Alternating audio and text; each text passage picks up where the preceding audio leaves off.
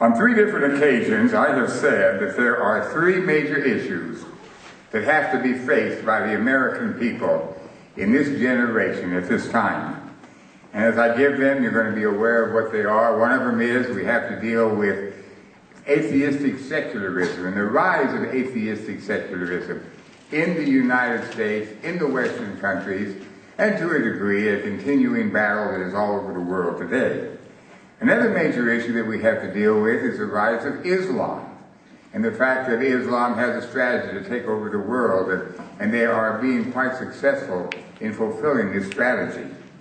And then I have said on several occasions that the third major issue that we have to deal with is the rise of China and the influence that China will have in the world in the years to come. Well, here in this pulpit and to you, I've spoken about the atheistic secularism and the problem that we have facing us, particularly as American people. Here I have spoken several years ago, actually, but I've spoken about Islam and the problem that we have with Islam and how we can deal with it. But I've never spoken about the situation of China. So I've chose to speak to you about that now, primarily because I feel it is an issue that is important to all of us.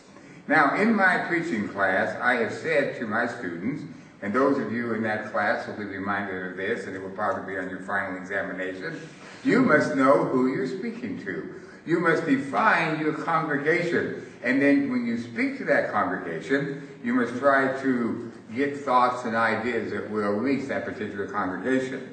Well, as I try to think about who I'm speaking to the 3 different groups of people. And some of you will fit in all 3 of these groups, and some of you, or all of you, will fit in at least one of them. I'm speaking to those of you living in America today, that have a worldview that is an American worldview, saying, we're in America, what is happening in the world? I'm speaking to those of you that are internationals. There are many of you that are coming from other countries of the world and are living here now, but you see the world through international eyes, and you see what is happening in the world. And then I'm speaking to those of you that come from China, because many of you are from China, and you have to ask yourself the question, what does this particular sermon mean to me today? Well, I'm on a little bit of tricky ground whenever you start speaking about a subject where you're aware of the fact that the majority of the people in the congregation know more about the subject than you know. And when you get ready to write your PhD degree, I'll tell you one thing, it's a little trick of the game, and that is find a subject that you know more about than your professors know about. And then that way you will be able to convince them that you know what you're talking about. So today I now don't have that advantage, but I do want to talk to us about China.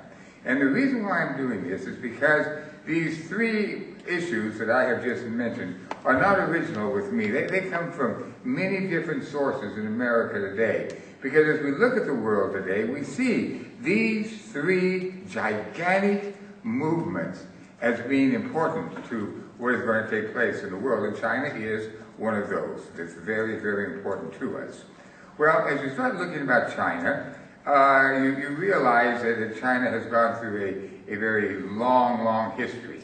It's gone through a history of being one of the outstanding civilizations in many years past. It's gone through a history of growth and decline, and it's gone through a history just in the last few years that might be defined as a country living under a communistic rule, and now a country that is in flux and a country that is in change. And we have to ask ourselves, what does that mean? I think one of the things that you have to recognize about China is that China is probably living right now today in one of the greatest Christian revivals that has ever taken place upon this earth. Things are happening in China that are spectacular, outstanding, and things that you have to realize that God is working in. Now, the wonderful thing about that is you are a part of that. You're a part of what God is doing today. Now, your problem is that you're young enough, and you just think, well, this is normal, and this always happens to everybody. No, it doesn't. You are a special group of people. You as students, as young people living in America today and having your roots in China or friends from China, you are living in a very special time in the history of the world. You've got to realize that in about 250 years, there were missionaries that would go to China, Catholics, Protestants, various people that had come. We even have an offering called the Lottie Moon Christmas offering. And Lottie Moon was a Baptist lady that went to China way back about 150 years ago. And we call our Christmas offering from Southern Baptist the Lottie Moon offering because she went as a missionary to China. We had missionaries for 250 years in China. And they worked diligently and they worked very hard and they were somewhat successful.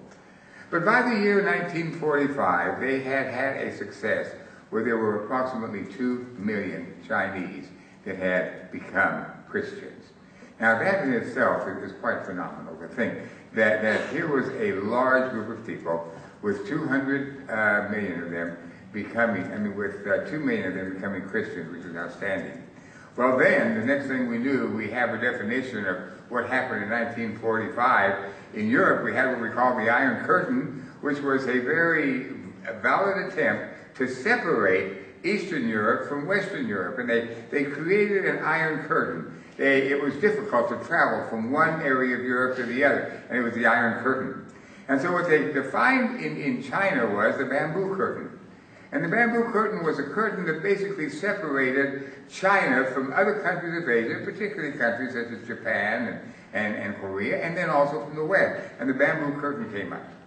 But what was so spectacular was that from 1945, these 2 million Christians have grown now until today. There are somewhere between 60 and 80 million in China today. We don't know how many there are. But there is this multiplication of the church, and the church is growing. So people have to ask, particularly in the Western world, what is going to happen about China?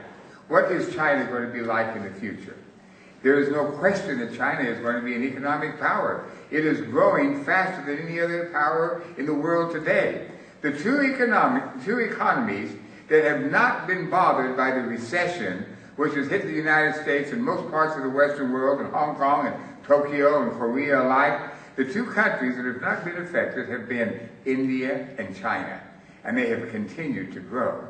And suddenly we're faced with a very fascinating situation, because you see the United States government goes into debt. And what they do is they spend more money than they get in. And so what do? We sell bonds to other countries. And in reality, this is saying, will you buy our debt? So other countries say, yeah, we'll do that. And when you have a country that has an economy where they're getting more money in than they spend, they have money that is fluid, and they can buy these bonds from the United States. And do you realize that today, the United States probably belongs to China and the Arab countries, because they have so much of the debt that have been purchased from the United States. So no matter how you look at it, China is going to be playing a very important part in the days to come economically. It's going to be playing a very important part in the area of let's say, military.